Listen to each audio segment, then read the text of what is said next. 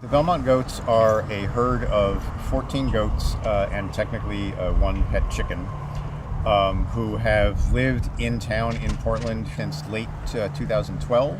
14 goats. Cute.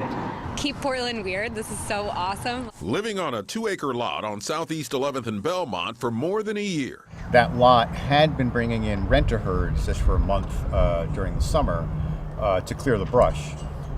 Which was suggested to them by a local landscape architect who didn't tell them that his other kind of secret project there was to see what an urban neighborhood would think about having goats living right in the middle of it now and again.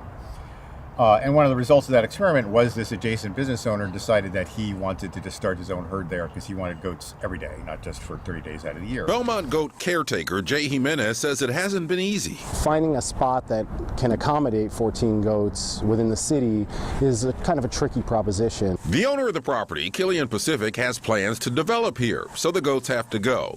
The caretakers thought they had a deal before the new year, but that didn't work out. So the property owners have extended the deadline yet again, from January 18th to the end of the month. We're looking just for temporary spaces. As much as 6 or 8 months at a time would totally work for us. And so our hope is by the end of the month that we will find that sweet spot that would work for the goats and for the property owners. Right now we're in the process of moving from Lentz, where we've been for about 4 years now. We did have a year and a half in, we moved 2 blocks, but we've been in this neighborhood for 4 years, and we're moving to the University Park neighborhood in North Portland. Back in August, the Portland Housing Bureau bought 3 acres of green space in North Portland from the Water Bureau, and apparently almost immediately went, well, we're not going to do anything with it for maybe another 3-4 years. Why don't we ask the goats to come here because we know they're looking for a place. So right about the time where we were really starting to worry about whether or not we were going to be able to close a deal anywhere, another city bureau came to us because we've been on city land here in Lentz too. So the last couple months have been mainly sort of organizing and continually, endlessly, annoyingly promoting the fundraiser that's paying for all of this, because we are a 501c3 and we depend upon donations, especially during move times, because there's fencing to build and holes to dig and water supply to install. It's kind of where we are now. We're in really sort of a manic time now.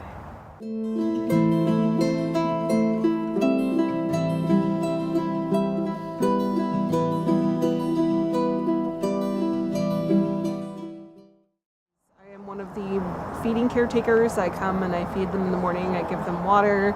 I feed the chicken, and I also come in on gate hour days when we have people that come in, and I answer questions, and I'm generally here just to let people know about the goats.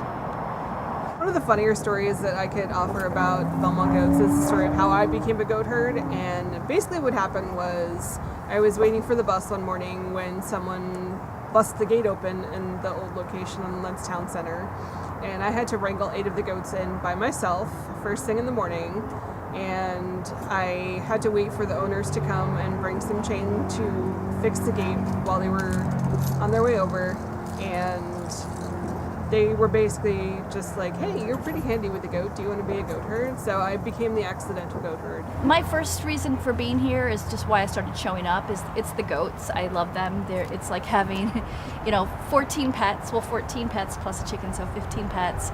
And they're major therapy for me. It's given me personally, in a lot of ways, the same things it gives many of our visitors, which is this sort of respite in the middle of the city. That's how I originally got involved, was just sort of for my own mental well-being, I guess, in the end. I just love being with the goats. I love having like alone time with them when I come and do chores and feed them, and it's different when you're the only one with them. I don't spend a lot of time out of my apartment, and this does sort of get me out in a way where I don't have to get stuck on sort of the sort of like everyday sort of social conversations that I have trouble with because they don't seem to mean anything to me. If I come here, people generally are going to ask me about the goats and something that I actually care about, and I can drone on for hours about that and not have a problem. So it does get me sort of out and interacting with people. So it gives me sort of both sort of that mental benefit for myself and also something to kind of focus on over sort of a long term. They're strange little animals, and they're curious and they're weird, and I love that about them. And I just love people to understand kind of what they're like and just to get that happiness. To learn more about goats and animals that aren't dogs and cats, I feel like everybody's very familiar with those kinds of animals, and I think I just like seeing people's experiences and expressions when they're here. They're just surprised at, you know, how friendly the goats are, and I think people have like misperceptions of goats and like that they smell, or, you know, that, I don't know. I just like people's surprise when they get here and realize how much they enjoy the goats and how therapeutic they are for people.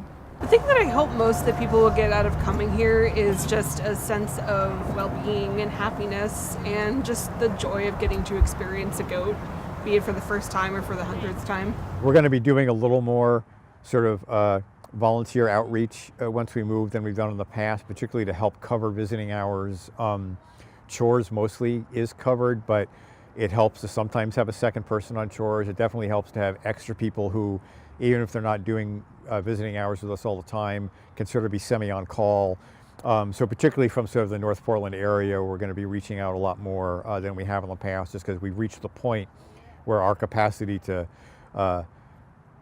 always manage to staff visiting hours has come up short now and again, and we've had to cancel not just because of weather, but because someone's just had a really rough week at work and they were the person who was supposed to be there and they can't. So mostly not a lot of concrete stuff right now, but if they keep track of us online, we're going to be asking for a lot of help in the next couple months.